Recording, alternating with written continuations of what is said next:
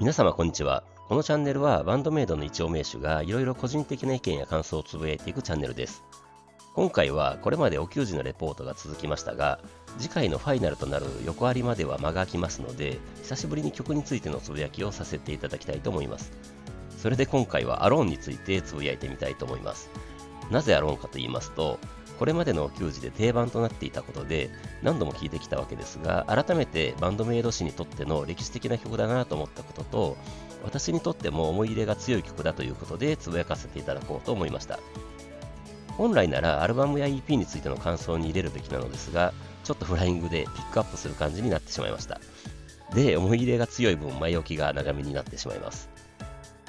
もともと若い時にハードロックにハマった私は、その中でも特にギターのリフとソロが大好きで、だからかディープアップルやレッド・ツェッペリンを聴いてる時も、リッチー・ブラックモアやジミー・ペイジのリフやソロを聴いていたと思います。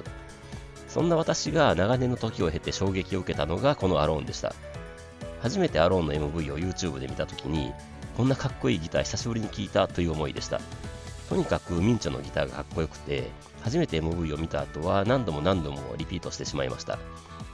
それでミンチョのギターだけではなくて、改めて思うことは、この曲はバンドメイドが作る曲として初めて採用されて日の目を見た曲なわけですが、もうこの時点でバンドメイドの曲の基本というか、バンドメイドらしさというか、曲の構成とか歌詞の特徴が詰め込まれているような気がしています。私が考えるバンドメイドの曲の特徴というとおこがましいので、私的に好きなところという観点で挙げてみると、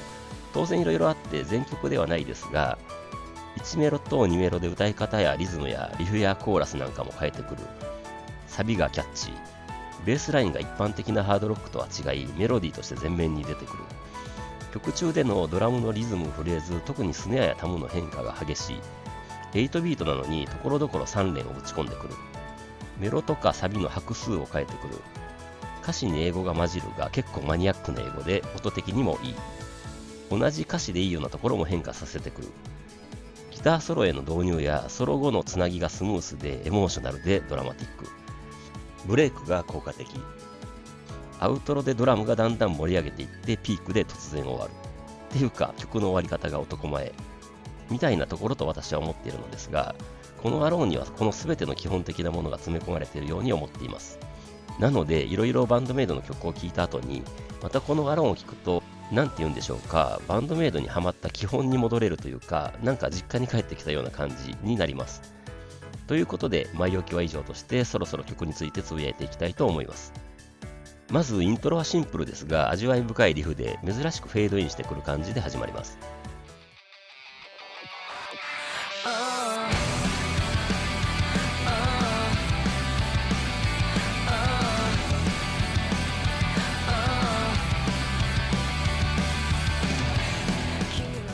で、ミンチョがこの頃はサイちゃんの音域をあまり把握してなかったみたいなことを言っていたと思うのですが、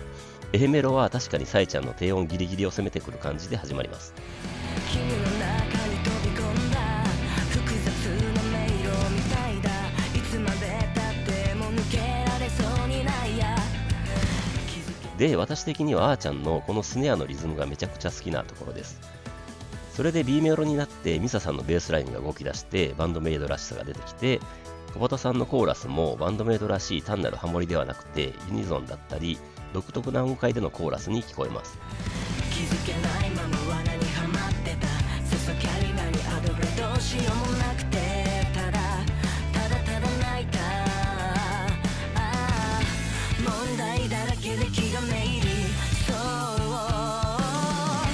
このまま何もかも忘れさせておくれ。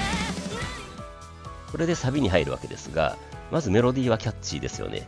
それでみんなよく言及されてますが、歌詞で何もかも君が忘れてしまったようなそんな目で私を見ないでのガーがすごいって言いますよね。言われてみると確かになんか文法的にはおかしい感じがします。君の私のことを何もかも忘れてしまったようなそんな目で私を見ないでということなんだと思いますが、今となってはかもしれませんが、音的にも君がじゃないとしっくりこない感じですし、君がということで君が強調されて主体が私ではなく君に活かせるように仕向けたのかなというような気もします。あくまでも試験です。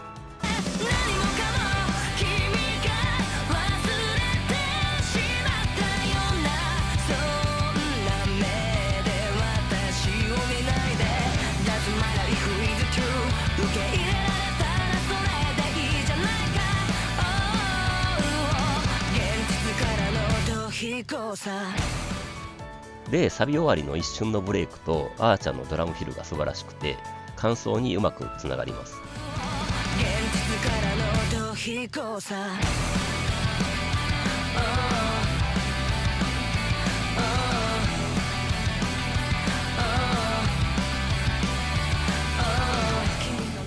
それで2メロに入るわけですが、ドラムのパターンも全然変えてきてますし、歌詞というか歌のメロディーラインも違いますよね。ここなんですよね、バンドメイドらしいというか、飽きさせない構成というか、昔ながらのハードロックと違うところだと思います。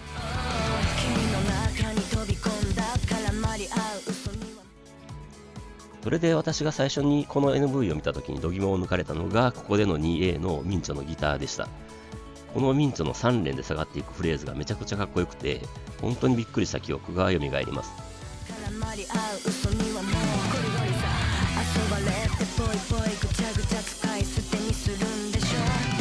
で、2ビン続けて2サビに入って、ここは1サビとあんまり変化がないのですが、英語の歌詞のところの歌詞を変えてくるところが、これまたバンドメイドらしいというか、小鳩さんらしいところで、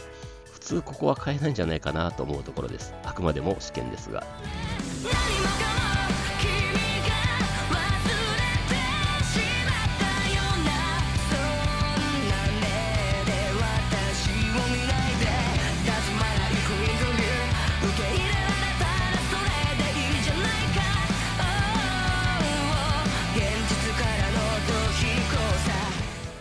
それで2サビ終わりでギター揃いのつなぎでサイちゃんの英語でのセリフが入りますが、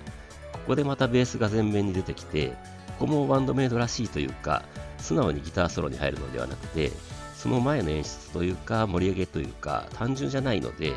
ギターソロに入った時におお来たってなるんですよね。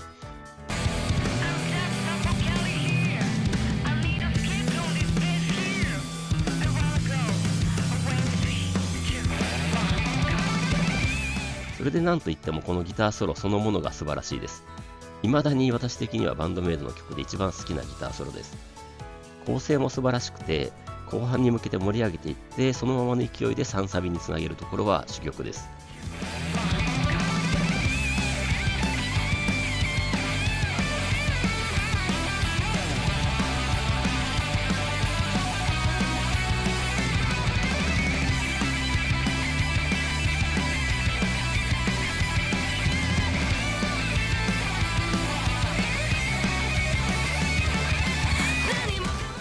で、3サビは1サビ2サビよりもあーちゃんのドラムフィルが激しくて、大サビとしての盛り上がりが演出されています。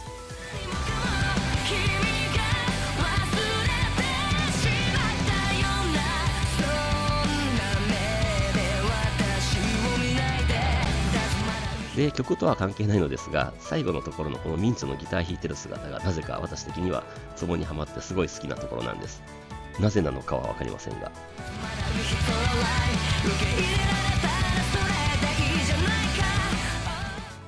で、3サビの最後はトヒコサじゃなくてトヒコサって拍数を変えてきます。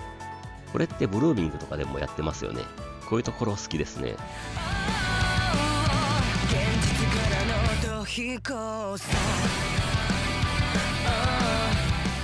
それで最後のアウトロはあーちゃんのドラムフレーズが変わって終わりに向けて盛り上がっていきます。ここすごく好きなところです。で、男前な感じで潔く終わります。いいですね、大好きです。